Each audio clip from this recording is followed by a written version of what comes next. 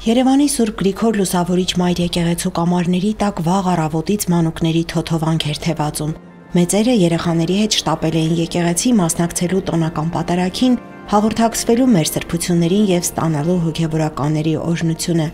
Գրկերում ամուր պահած իրենց զավակներին աղոթում էին նրանց անամպ մանկության եւ խաղաղության համար։ Մանուկներն էլ հույս, հավատ եւ սեր էին տարածում իրենց օրհնաբեր ներկայությամբ։ Մանուկը դառնում է եկեղեցում դերակատարը, առաջին դերակատարը, առաջին պլանում է, ամեն ինչ իր շուրջն է եւ այս գաղափարի մեջ իհարկե մեր բոլոր ծնողները պետք է աշխատեն իրենց երեխաներին գոնե այսօր, եթե ոչ ամեն կիրակի, եկեղեցի տանել։ Ըստ մեր եկեղեցու հայրերի Աստվածորդու արչև հանդերձներ փռելը խորհրդանշում է մեղքերը Քրիստոսին խոստովանելը։ Ոստեր եւ ճյուղեր ընծայելը առանձնակի պատիվ եւ փառաբանություն է նշանակում։ Ձիթենին ընկալվել է որպես իմաստության, խաղաղության, հաղթանակի եւ փառքի խորհրդանշան։ Մեռյալ Ղազարոսին հարություն տված Քրիստոսին ձիթենու եւ արմավենու ճյուղեր ընծայելը նաեւ մահվան հանդեպ հաղթանակն է խորհրդանշում։ Ծաղկազարդը միայն ուռենու ճյուղերը չեն, միայն ծաղիկները չէ, միայն տրամադրությունը չէ։ Ծաղկազարդը ավելի մեծ խորհուրդ ունի բուն ավետարանական դրվագի վրա հիմնված, որովհետև Տեր Հիսուս Քրիստոս մուտք է գործում Երուսաղեմ։ Սովորական ամենօրյա մտնելու նման մի բան չէ սա։ Սա թագավորապես, որպես արքա, ճանաչված արքա մուտքն է, որտեղ վկայվում է, թե արքան ինչպիսի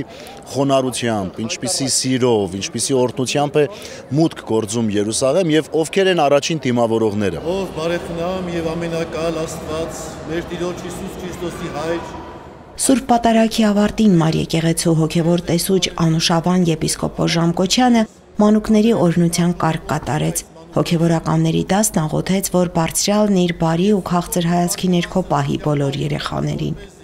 Երևանի Սուրբ Գրիգոր Լուսավորիչ Մայր եկեղեցու երիտասարդաց միության անդամները հոգացել էին, որ եկեղեցու հարակից տարածքում կազմակերպված տոնական միջոցառումը ուրախությամբ վարակի բոլորին։ Ուզում էինք երիտասարդաց միությամբ, որպեսզի մանուկները,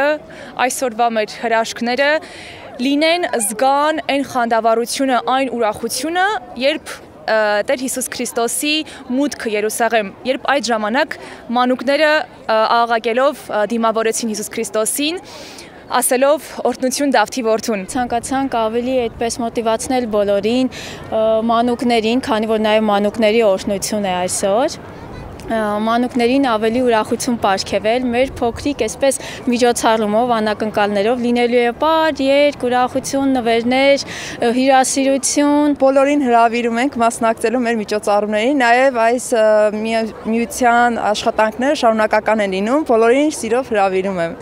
Տեր հայրը ծնողներին խնդրել էր ազատ թողնել երեխաներին եւ չանհանգստանալ, քանի դեռ նրանք Սուրբ Գրիգոր Լուսավորչի հարկի տակ են եւ Աստծո անմիջական հայացքի ներքո։ Սուրբ Հարության հրաշափառ օրվանից մեզ մեկ շաբաթ է բաժանում։ Առջևում Հիսուս Քրիստոսի մատնության, չարչարանքների, խաչելության, թաղման, դժոխքի ավերման եւ հոգիների ազատման օրերն են։ Լիաննա Չիչակյան, Հարություն Տոլանյան, Եկեղեցական կյանք։